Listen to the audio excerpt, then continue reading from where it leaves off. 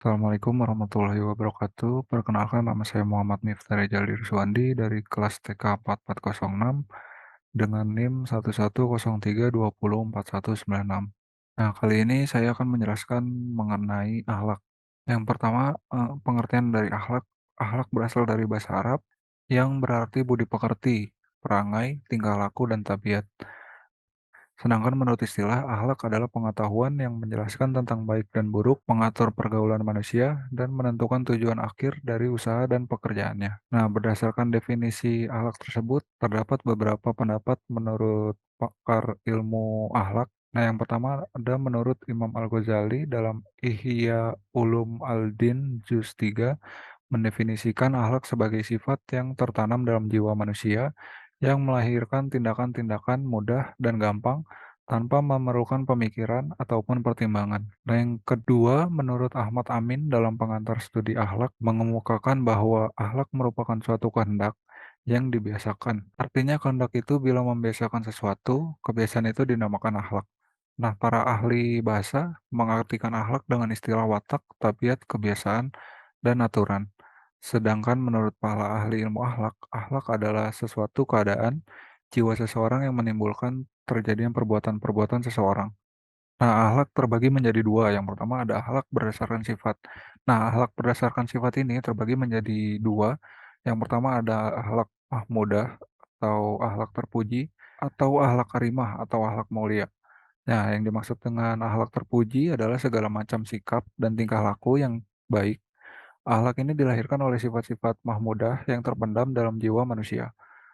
Nah, berakhlak terpuji artinya menghilangkan semua adat kebiasaan yang tercela yang sudah digariskan dalam agama Islam, serta menjauhkan diri dari perbuatan tercela tersebut. Nah, kemudian membiasakan adat kebiasaan baik melakukan dan mencintainya. Nah, yang kedua dari akhlak berdasarkan sifatnya adalah akhlak masmumah atau akhlak syai'ah. Menurut Imam Al-Ghazali, akhlak yang tercela ini dikenal dengan sifat-sifat muhlikat, yakni tingkah laku manusia yang dapat membawanya kepada kebinasaan dan kehancuran diri yang tentu saja bertentangan dengan fitrah untuk selalu mengarah kepada kebaikan. Nah, kemudian ada akhlak berdasarkan objek. Nah, akhlak berdasarkan objek ini terbagi menjadi tiga. Yang pertama, akhlak terhadap Allah Subhanahu wa Ta'ala. Nah, manusia diberikan kesempurnaan dan kelebihan dibandingkan dengan makhluk yang lainnya. Manusia juga diberikan akal untuk berpikir, perasaan, dan nafsu. Sehingga sudah seharusnya kita memiliki akhlak yang baik kepada Allah Subhanahu wa Ta'ala.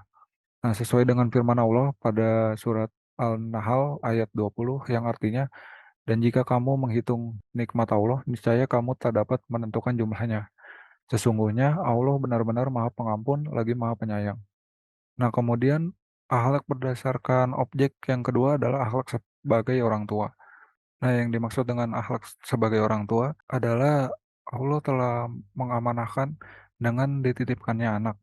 Nah, kewajiban sebagai orang tua adalah memberi nama yang baik, menyembelih hewan akikah hari ketujuh dari kelahirannya, memberi kasih sayang, memberi nafkah, memberi pendidikan, terutama yang berhubungan dengan agama, dan menikahinya dengan pasangan yang baik setelah dewasa nanti. Nah, yang terakhir dari akhlak menurut objek adalah akhlak terhadap sesama manusia. Nah, Islam mengajarkan agar manusia selalu memelihara dan mengembangkan hubungan baik antar sesama manusia termasuk dengan tetangganya. Nah, kewajiban ini dinilai penting karena dapat mempengaruhi kualitas keimanan seseorang. Rasulullah Shallallahu Alaihi Wasallam pernah bersabda, bukanlah orang yang beriman yang ia sendiri kenyang, sedangkan tetangga yang sebelahnya kelaparan. Hadis riwayat Bukhari. Nah, kemudian setelah akhlak kita beralih ke ukhuwah. Ukhuwah berasal dari bahasa Arab yang berarti saudara, termasuk di dalamnya saudara sekandung, seayah, seibu. Ukhuwah merupakan salah satu ajaran Islam mengenai konsep persaudaraan. Nah, dalam Islam, ajaran ukhuwah bermakna suatu ikatan persaudaraan antara dua orang atau lebih berdasarkan keimanan yang sama, kesepakatan atas pemahaman serta pembelaan terhadap Islam sebagai agama yang diridhai Allah Subhanahu wa taala. Nah, dasar ukhuwah bersumber dari surat Al-Hujurat ayat 10 yang artinya sesungguhnya orang-orang mukmin ini bersaudara.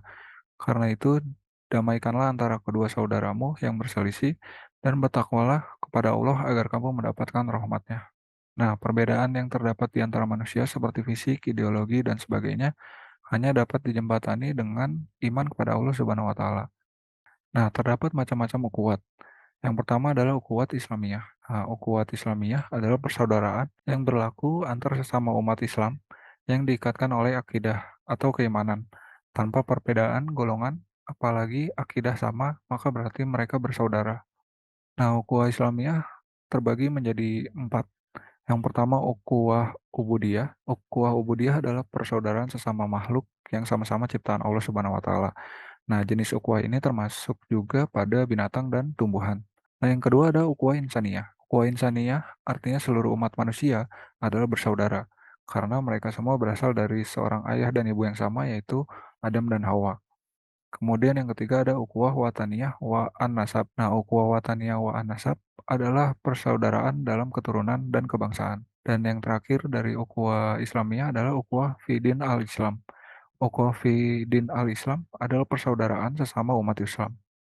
Nah, kemudian yang kedua dari macam ukhuwat adalah ukhuwat insaniyah atau basyariyah. Ukhuwah insaniyah artinya persaudaraan yang berlaku kepada manusia secara universal tanpa melihat ras, agama, suku, dan aspek-aspek khusus lainnya. Nah, maksudnya adalah bahwa semua orang umat manusia adalah makhluk Allah Subhanahu wa taala. Nah, yang terakhir dari macam ukhuwah adalah ukhuwah watoniyah, yang artinya adalah persaudaraan yang diikat dari jiwa nasionalisme tanpa membedakan agama, suku, warna kulit, adat istiadat, dan budaya, dan aspek-aspek yang lainnya. Semua itu perlu untuk dijalin karena kita sama-sama satu bangsa, yaitu bangsa Indonesia. Kemudian setelah kita membahas akhlak dan ukhuwat, kita membahas tasamuh. Nah, tasamuh ini berasal dari bahasa Arab yang artinya bermurah hati dan lapang dada. Nah, menurut istilah, tasamuh adalah saling menghormati dan menghargai antar manusia dengan manusia lainnya. Dapat disimpulkan tasamuh ialah akhlak terpuji dalam pergaulan di mana ada rasa saling menghormati dan menghargai antar satu dengan lainnya, tetapi masih dalam batas-batas yang digarisi oleh ajaran agama Islam. Nah, maksud dari tasamuh adalah bersikap menerima dan damai terhadap keadaan yang dihadapi. Misalnya toleransi dalam agama ialah sikap saling menghormati hak dan kewajiban antar agama. Tasamuh dalam agama bukanlah mencampuradukan keimanan dan ritual dalam agama, melainkan menghargai eksistensi agama yang dianut orang lain. Dalam Al-Quran, penjelasan tasamuh salah satunya dijelaskan pada surat Al-Kafirun ayat 1-6 yang artinya, katakanlah, hai orang-orang kafir, aku tidak akan menyembah apa yang kamu sembah, dan kamu bukan penyembah Tuhan yang aku sembah, dan aku tidak pernah menjadi penyembah apa yang kamu sembah, dan kamu tidak pernah menjadi penyembah Tuhan yang aku sembah. Untukmu agamamu, dan untukku agamaku. Nah, dalam ayat tersebut dapat dipahami bahwa Islam sangat toleran terhadap adanya perbedaan agama. Pada akhir ayat ditegaskan bagimu agamamu dan bagiku agamaku. Islam sangat menghargai jalan berpikir seseorang. Nah, manfaat tasamu itu sendiri yang pertama adalah mempererat kesatuan, persatuan antar sesama manusia. Nah, yang kedua mempermudah urusan dalam kehidupan bermasyarakat. Yang ketiga mengembangkan sikap-sikap menghargai dan menghormati serta tenggang rasa terhadap sesama manusia. Yang keempat menjaga norma-norma agama, sosial, dan adat istiadat. Nah, yang kelima menjaga dan menghormati hak dan kewajiban orang lain. Nah, yang terakhir, keenam, menumbuhkan sikap bertanggung jawab terhadap lingkungan masyarakat. Nah, mungkin cukup sekian pembahasan kali ini tentang akhlak. Kurang lebihnya mohon maaf. Wassalamualaikum warahmatullahi wabarakatuh.